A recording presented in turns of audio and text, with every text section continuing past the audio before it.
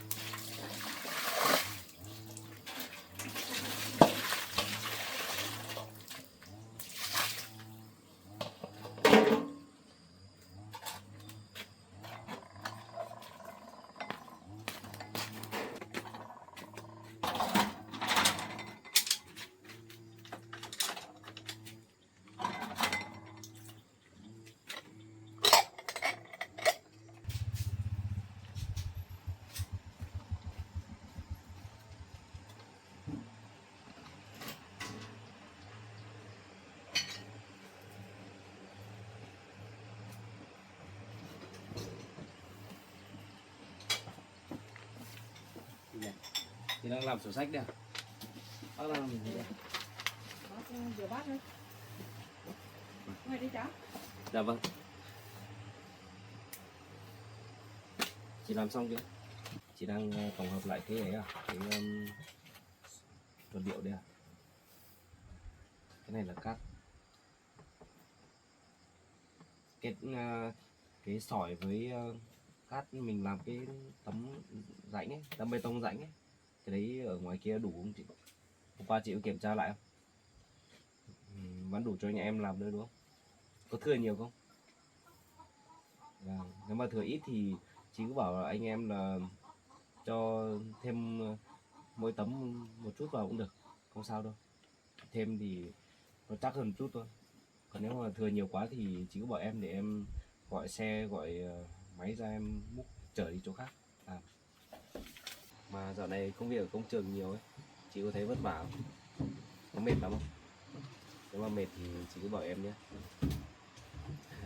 Em thì không sao đâu. Bây giờ có chị giúp đỡ rồi thì thấy đỡ hơn nhiều. Trước kia làm cho cô Vân làm mấy công việc này thì em thấy bất an lắm.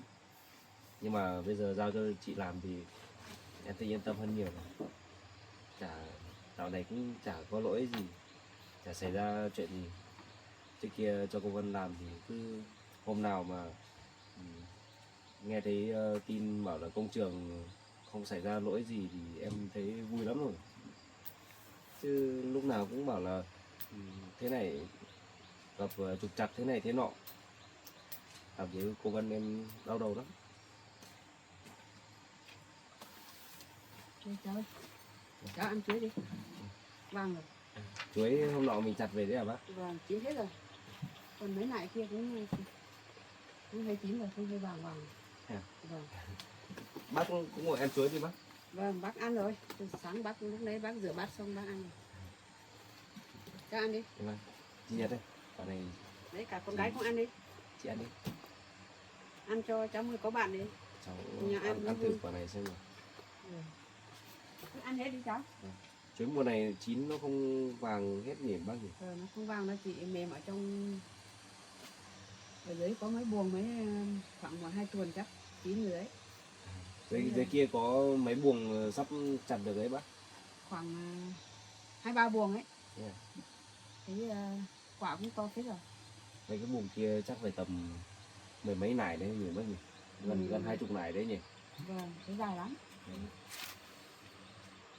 Xem đi. Chuối này ngon rồi đấy. Cứ ăn đi cháu. Vâng. Cháu không...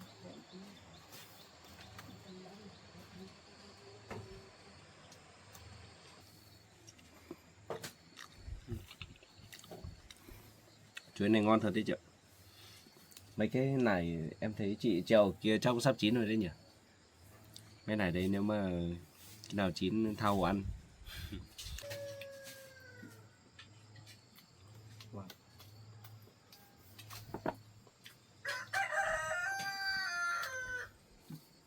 Thôi chị ơi. Xong bây giờ mình đi ra xem công trình một tí muộn mất. Đi ra kiểm tra xem anh em làm có vấn đề gì không. Nếu mà anh em cần vật liệu hay gì thì mình còn kiểm soát được. Chắc mình đi thôi, đi luôn. Các bạn.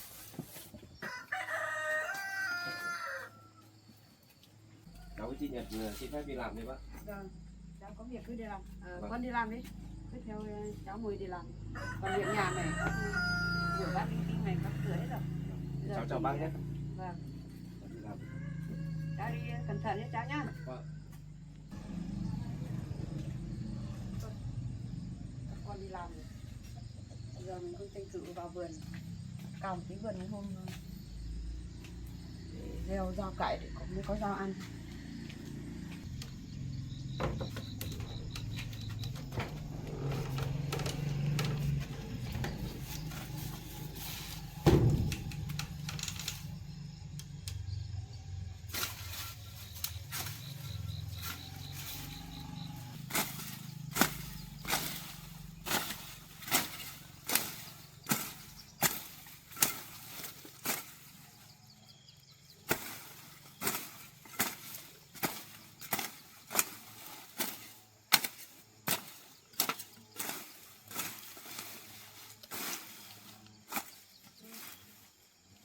Có biết à?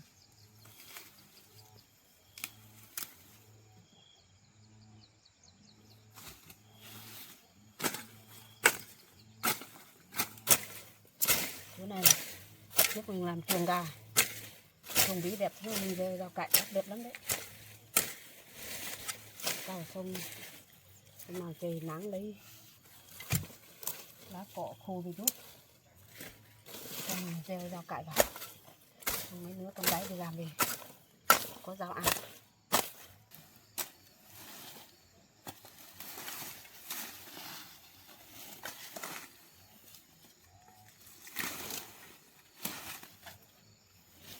Bí này cũng qua mùa quả.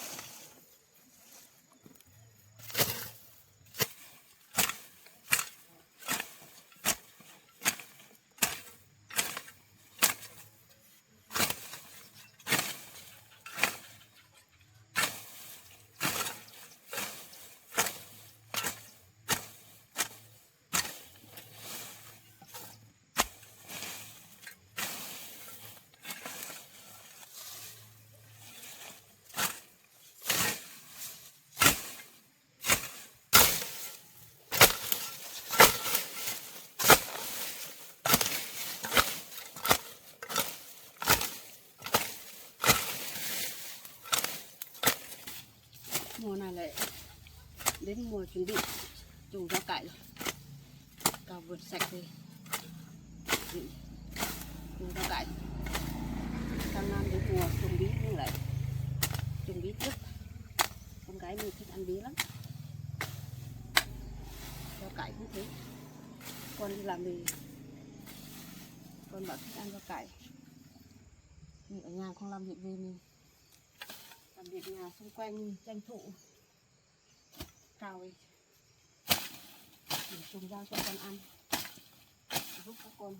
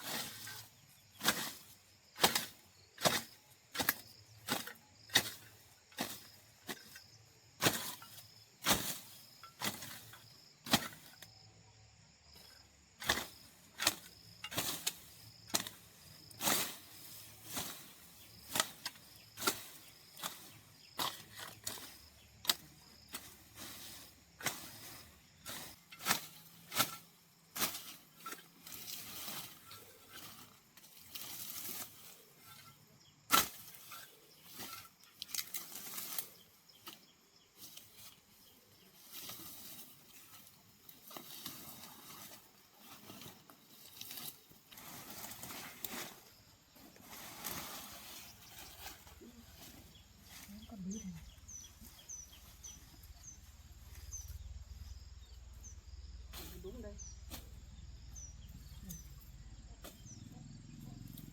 Dụ con gái ăn đấy.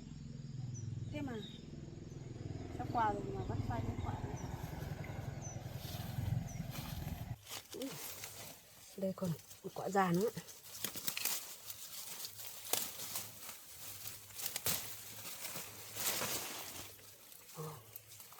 Một quả già.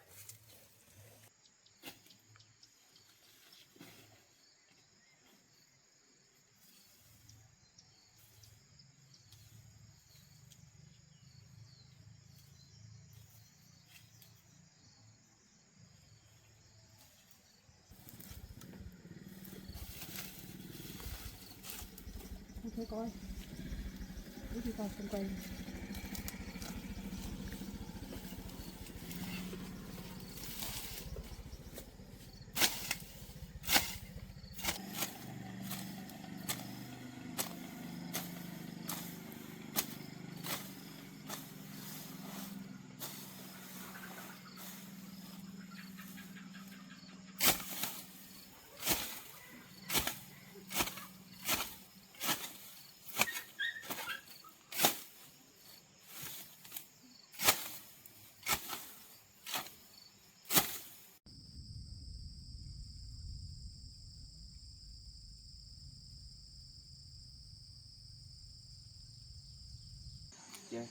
Ở chỗ bên này mai kia họ vẫn làm một cái đường nữa, vòng qua bên dưới này lên trên đỉnh kia nối liền với cái đường mà mình đang chuẩn bị làm này. Sau này em sẽ cố gắng đấu thầu xem là có được làm nốt cái tuyến đường này nữa không. Nếu mà được thì tốt quá. Cả cái đoạn đường này sau này người ta sẽ nhớ đến mình nếu như mình làm tốt. Cái đoạn này vòng lên trên kia cũng khá dài đấy chị ạ. Còn dài hơn cái đoạn đường vừa rồi mình làm này. Chắc phải chỗ này tổng phải tầm 6 km đấy. Tại vì nó đi vòng qua bên dưới này mới lên trên đỉnh cơ. Thì hôm nay trời mưa quá nên là anh em cũng không đi làm được. Em chỉ cho anh em đổ cái tấm bê tông nắp cống thôi. Nắp cống nó dãy. Bây giờ đổ được một phần rồi. Còn khoảng tầm mấy trăm tấm nữa mới đủ. Cái ngày chỉ đổ được vài chục tấm thôi, tại vì chỗ này nó chật hẹp, không thể đổ được nhiều đấy. Thì đổ xong chờ đến hôm sau khô mình nhấc xếp vào, sau đó là mới đổ tiếp được.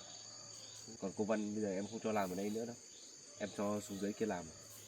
Xuống dưới kia thì em hay đi qua đi lại, em còn để ý được.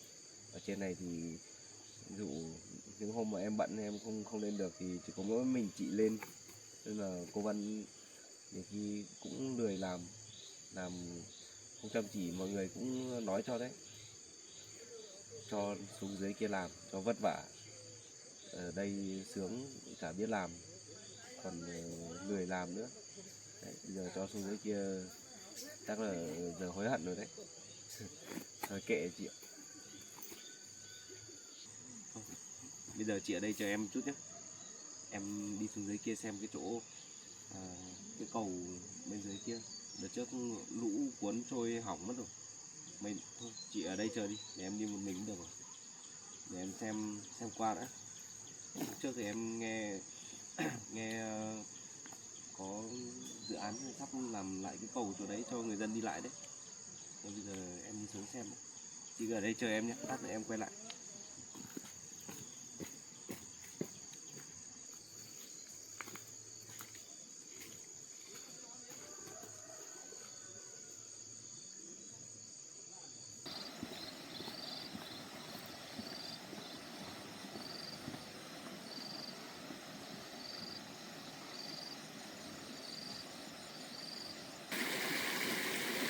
Cái đoạn này trước kia là có cái cầu to mà lũ về to quá trôi mất cái cầu đi rồi.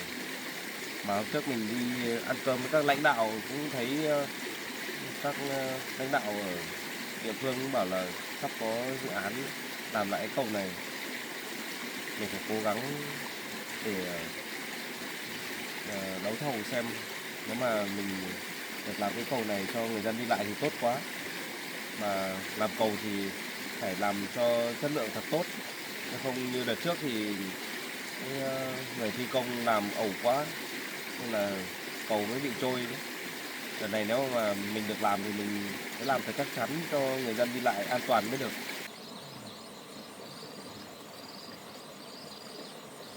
Chỗ này nếu mà đúng ra làm là phải làm cao hơn nữa, phải cái mặt cầu phải cao đến kia, sang bên kia mới vừa. Trước họ làm thấp, còn từ chỗ này đi sang bên kia nước lũ về trôi là đúng rồi. Cái này mình phải nghiên cứu trước mới được.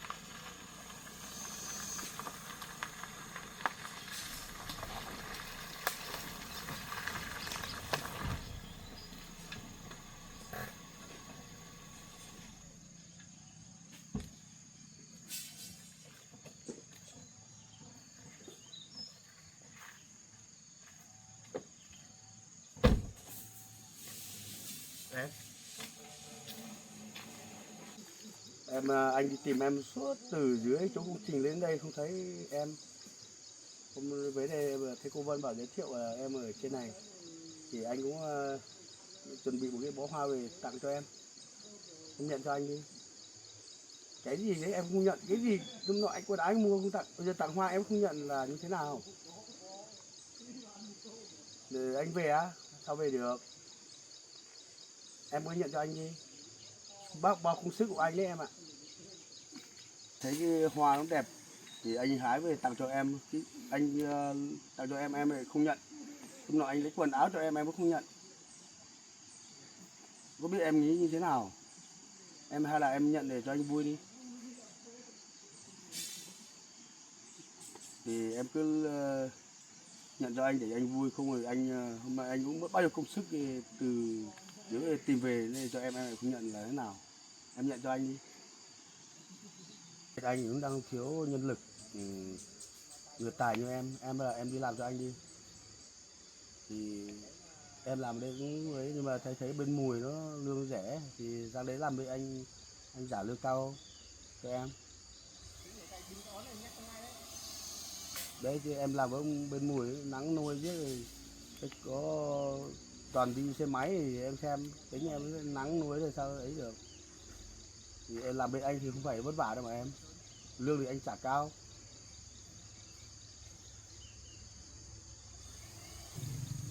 Em ạ, sao ở bên em đi làm cho anh thì anh trả lương cao em không không đi.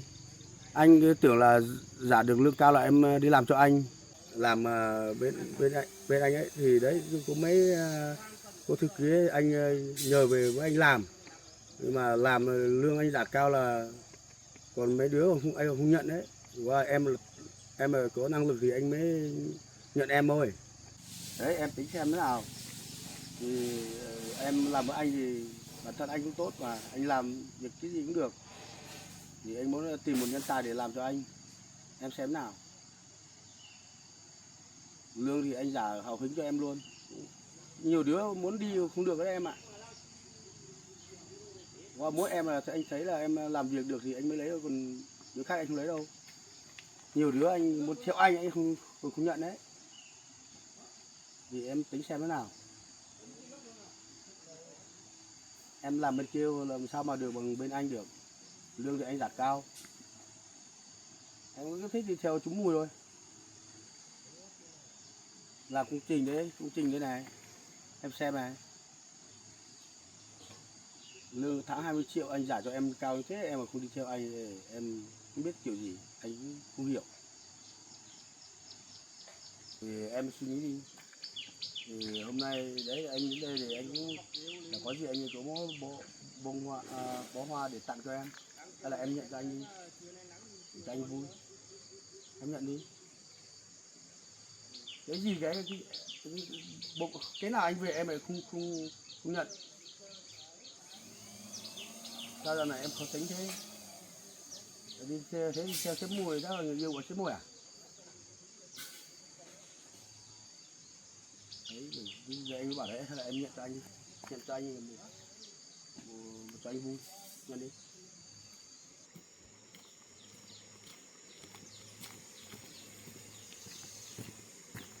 Anh sao xe anh ký là ở đây nhỉ? Tự nhiên anh ký là lên đây làm gì nhỉ? Đi xem.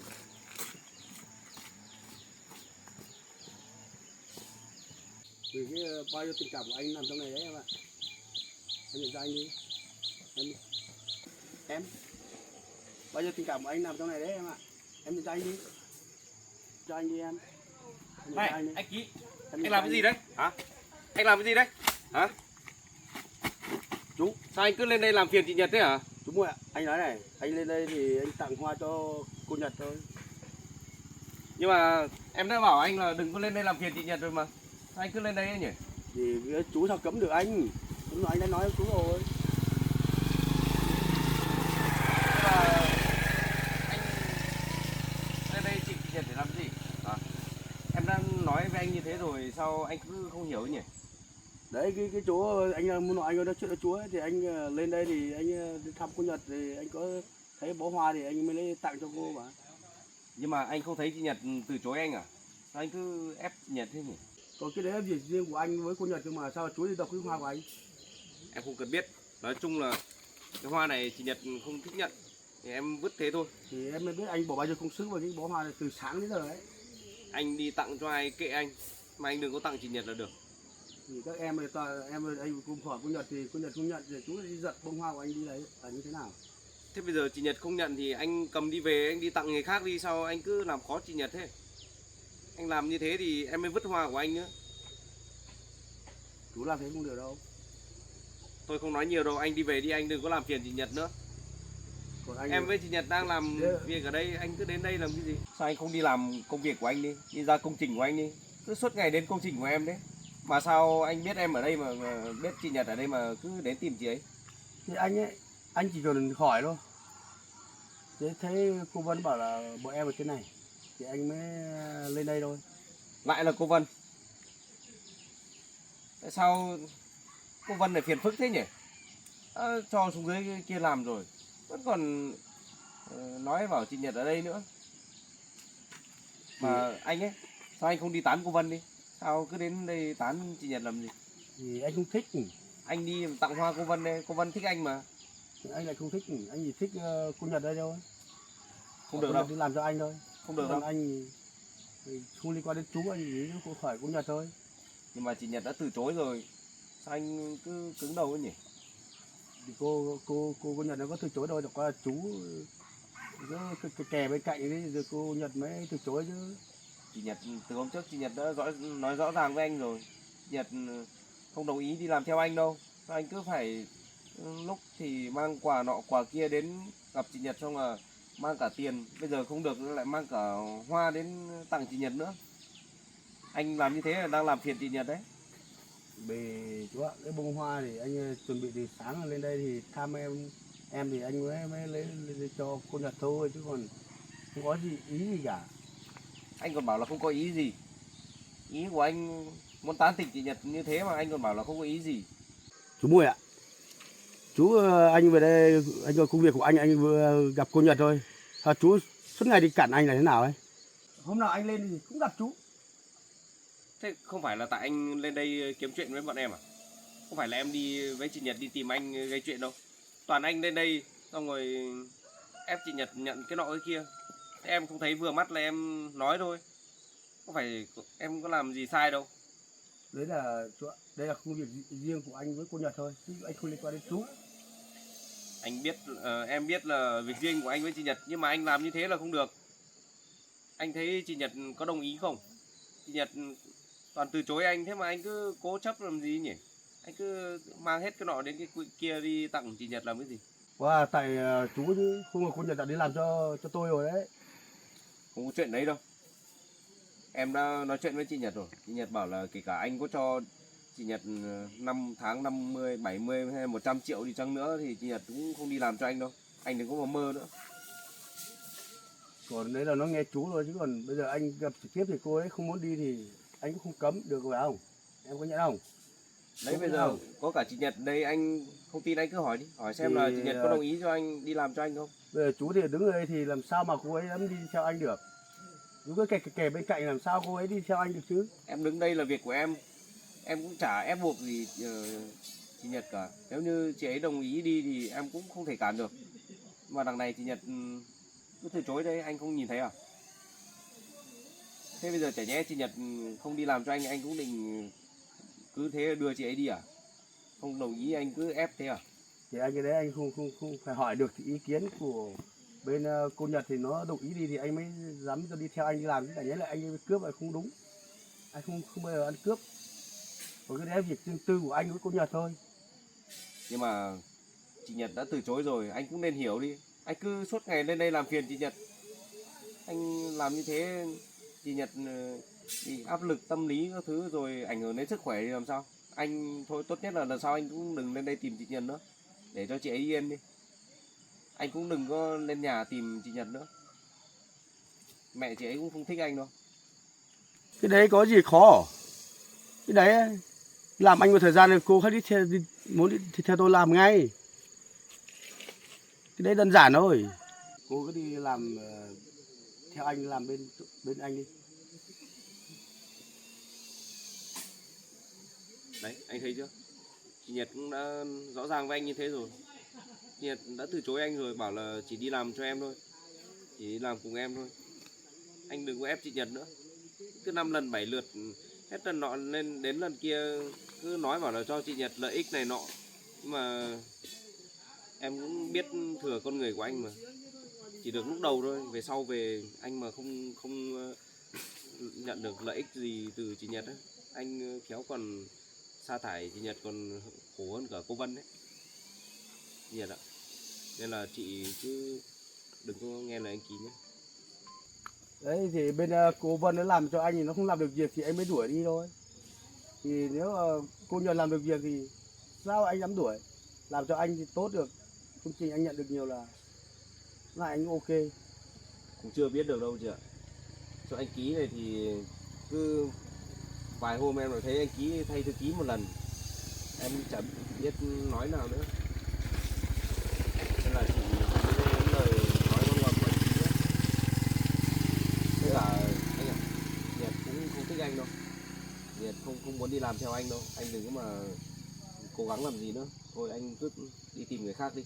Đi làm cho anh á, lương anh trả cao thì em cứ yên tâm thôi. Anh không thiếu một tháng của em. Lương tháng nào anh cũng trả tháng đấy. Em nghe suy nghĩ đi xem nào làm được cho anh không. Thì em đâu có thiếu tiền lương cho chị Nhật đâu, tháng này em vẫn trả tháng đấy mà. Thì chú già trẻ thì anh mẹ lương của anh trả cao cơ mà. Một tháng của em ấy thì bây giờ làm cho anh ấy là một tháng 35 triệu, nữa tháng sau được anh cho 40 triệu. Nếu làm được một tháng này em làm được 4-50 triệu anh cũng sẵn sàng anh trả cho em. Thì em đi xem làm khoảng 1-2-3 tháng là gần 1 năm trời là em xây được nhà cho em rồi. Bà già em thì mẹ của em thì cũng già ốm yếu. Thì em tính xem làm bên xóm mùi làm sao mà được bằng bên anh được. Anh Ký ạ, thật sự nếu mà chị Nhật mà muốn xây nhà ấy thì tôi đã giúp chị Nhật lâu rồi, nhưng mà chị Nhật không đồng ý đâu. Chị Nhật bảo là bây giờ hai mẹ con chị ấy chỉ sống như vậy thấy đơn giản thoải mái hơn, chứ không không muốn sống nhà cao cửa rộng quá thì hai mẹ con chị ấy sống không hợp. Đấy, hai mẹ con chị ấy bảo thế, nên là chị ấy cứ bảo là muốn làm từ từ thôi, xong rồi sau này chị ấy sẽ tự mình làm cơ. Đấy thì em cứ tính xem như thế nào. Ví dụ anh ấy thì đấy anh rất muốn em đi làm cho anh. Thì Đấy. đấy thì anh biết là em không nói được, mà em thứ nhất em muốn theo sếp Mùi làm thì cũng được thôi. Mà bên Mùi nó lương nó rẻ lắm em ạ. Làm bên anh lương tháng 3-5 triệu em mà không muốn làm. Em cũng đang tăng lương cho chị Nhật mà, anh đừng có nói bên em rẻ. Cái này là theo năng lực của chị ấy. Bây giờ như em cũng đang đề xuất lên trên bảo tăng lương thêm cho chị Nhật. Nếu mà chị Nhật làm tốt như bây giờ ấy thì dần dần tháng sau nữa chắc chắn là sẽ được tăng lương, chứ không phải là như lời anh nói bảo là bên em trả lương rẻ thế này thế nọ đâu. Nếu mà chị Nhật làm tốt bên em vẫn tăng lương bình thường mà. Cái này không phải là do em một mình em quyết định được. Em cũng rất muốn chị Nhật làm được lương cao, nhưng mà bây giờ cấp trên chỉ cho được như thế thôi. Đấy thì em cứ tính đi xem nào. Làm bên ai tốt hơn thì lương cao, ai trả được lương cao thì em làm. Thế là do quyền của em thôi, thế anh không liên quan, thì không liên quan đến sếp Mùi bên sếp của em. Đấy, do em nghĩ thôi. Nếu mà đi làm được thì cho anh thì càng tốt. Chị Nhật đã từ chối rồi đấy. Năng lực của em thì anh biết là em rất giỏi. Thì đấy do em thôi, chứ còn em không nghe người khác đâu. Không được nghe người khác bảo là đấy như thế nào kia, lương của anh thì đấy em cứ nghĩ xem. Bây giờ sắp tăng lương thì làm sao tăng đến khi nào mới tăng? Làm gần 1-2 năm trời có thấy tăng lương đâu. Anh về đây làm, anh vừa làm được 1-2 hôm đây là thấy lương, anh vừa thấy cho nên anh mới sếp của em tranh nhau vì em là lương của em là cao nhất đấy. Đấy chị Nhật ạ, cô Vân là tấm gương đi trước chị đấy. Nếu mà khi mà lỡ nhận lời anh Ký á, chỉ tầm khoảng vài hôm sau thôi, nếu mà làm việc không đáp ứng được cái nhu cầu công việc bên anh Ký giao á, anh Ký sa thải ngay. Đấy, chị Vân trước kia anh Ký cũng nói với chị Vân như thế đấy, cũng hứa hẹn bảo là tháng đầu tiên 35 triệu, tháng sau là 4-50 triệu, nhưng mà đấy đâu có làm được đâu, được 3 hôm thấy sa thải mất rồi. Đấy là do bên cô Vân nó làm việc nó không có trách nhiệm thôi, nhưng mà làm có việc trách nhiệm ấy, như kiểu cô Nhật đấy thì anh sao mà bỏ được, đúng không? Đấy, anh làm việc anh lúc nào mà riêng ai làm được việc sẵn sàng anh nhận hết, chứ còn như cô Vân nó làm thì không có trách nhiệm, hợp đồng giết kia không thấy ký được thì anh mới đuổi đi, chứ nếu như cô Nhật thì ôi anh ấy quá sướng. Trước kia em thấy anh có vẻ tin tưởng cô Vân lắm mà, thấy tự hào về cô Vân lắm mà. Vừa mới nhận được cô Vân sang bên đấy làm, thấy anh với cô Vân khoe khoang lắm, xong rồi này lại còn mua đồ hiệu các kiểu gì đấy cho cô Vân nữa mà. Thế kè kè đi theo nhau được có 3 hôm rồi thấy thôi rồi. Mà anh ấy, nếu mà không cho cô Vân làm, cô Vân làm không được ấy, thì anh cũng phải xem thế nào tạo điều kiện cho cô ấy là như nào chứ. Tự nhiên anh làm được 3 hôm anh sa thải luôn rồi. Thế bây giờ nếu mà anh giữ cô Vân ở đấy thì lương tháng nó rẻ đâu, 35 triệu một tháng thì nhớ anh là không đuổi đi thì để đấy trả tiền lương của anh chả mất nhiều à? Thế làm được việc như cô này xem, cô Nhật này em, sẵn sàng anh giữ lại luôn. Lúc đầu thì em thấy anh hợp với cô Vân lắm cơ mà. Sao với cả cô Vân cũng có năng lực mà. Sao thấy anh chê cô Vân thế? Thì làm không có trách nhiệm là anh mới đuổi thôi, chứ còn như cô Nhật đây, anh nói làm được với cô Nhật thì anh không bao giờ đuổi. Riêng chị Nhật ấy thì anh không cần phải bàn nữa. Anh cũng không cần phải níu kéo lôi kéo chị Nhật làm cái gì. Chị Nhật đã không đồng ý là không đồng ý. Anh không có cơ hội đâu. Thôi anh đi về đi. Cái đấy thì chắc là không, anh làm sao về được, để anh nói chuyện với cô Nhật xem nó có quyết định không, thì em về em cứ suy nghĩ đi, cứ suy nghĩ với bố mẹ, hỏi mẹ đi xem thế nào. Mẹ chị Nhật cũng nói rồi. Bác ấy bảo là không đồng ý cho chị Nhật đi làm theo anh Ký đâu. Còn mà bên sếp Mùi thì Theo- sếp Mùi cứ nói thế thôi chứ không ấy được, sao quyết được, chỉ có em với mẹ em mới quyết được thôi. Em không quyết được nhưng mà em biết là suy nghĩ của hai mẹ con chị Nhật không muốn đi làm cho anh. Kể cả hôm trước anh lên đấy nói chuyện với bác gái đấy, bác gái cũng nói rõ ràng với anh thế rồi. Thế mà anh vẫn còn cố tình lên đây tìm chị Nhật làm cái gì nhỉ? Thì đấy thì sao chú giữ được, cái đấy là trách nhiệm của anh phải lên lên này, tức là chú bảo giữ thì giữ cô ấy thì không lên. Thì, Cái này không phải là em giữ chị Nhật mà là chị Nhật tự nguyện đấy chứ. Em muốn giữ em cũng không giữ được. Đấy cũng như kiểu anh đấy, bây giờ anh muốn lôi kéo cũng đâu có đưa chị Nhật đi được đâu. đấy thì anh ấy bảo cô Nhật đi làm cho anh, thì bên chú thì đấy, cô Nhật cứ suy nghĩ thôi, có đi làm cho anh được không thì do em quyết.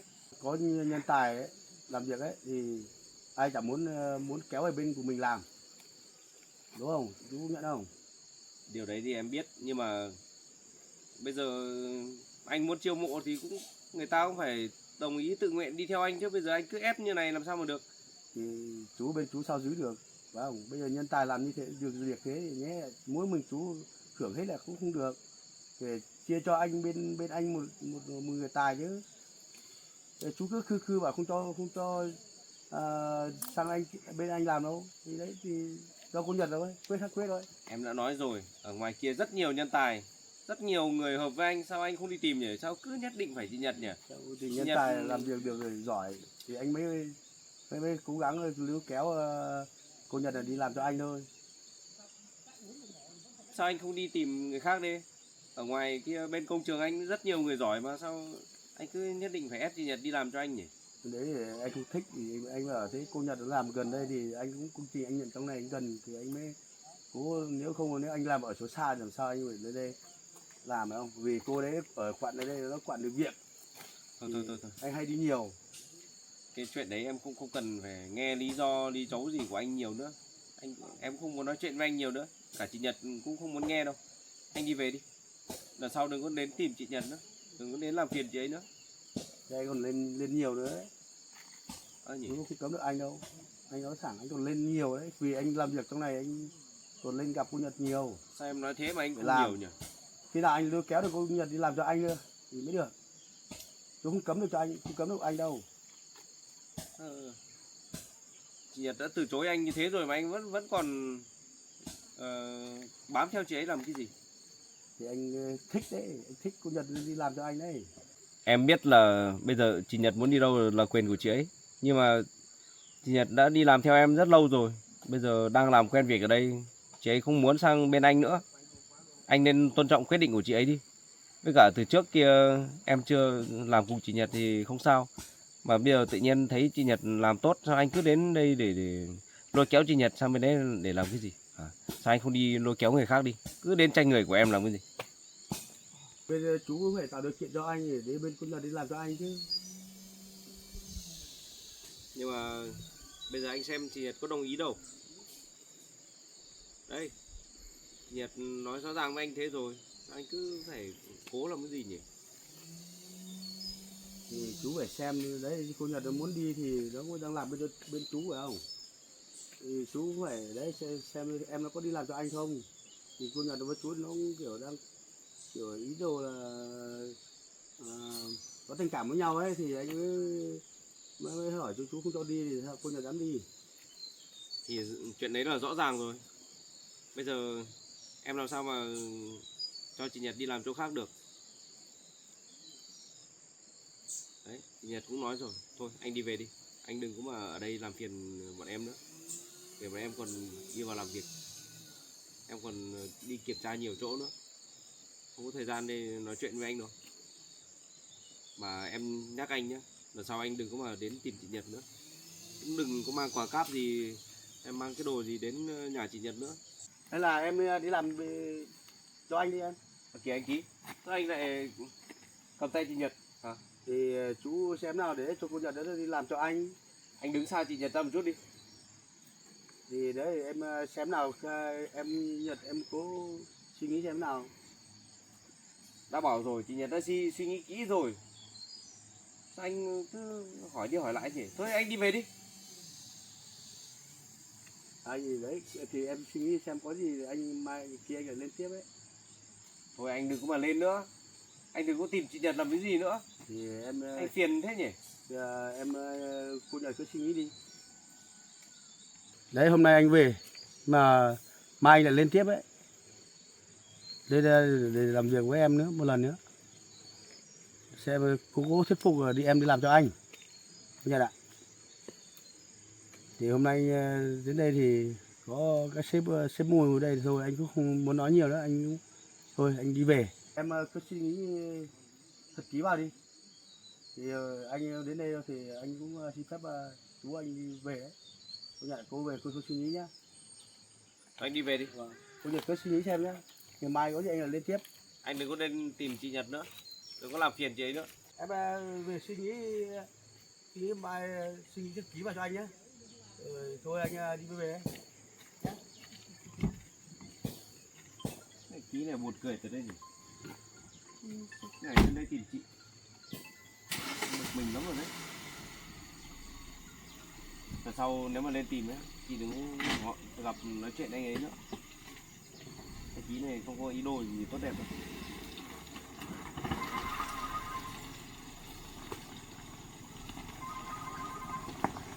Mình đi vào xem không tìm được.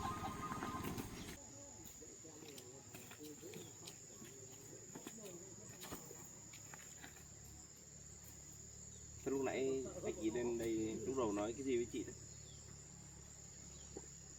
Sao anh Ký lại tặng hoa cho chị? Em nghĩ chắc là anh Ký cũng đang thích chị đấy.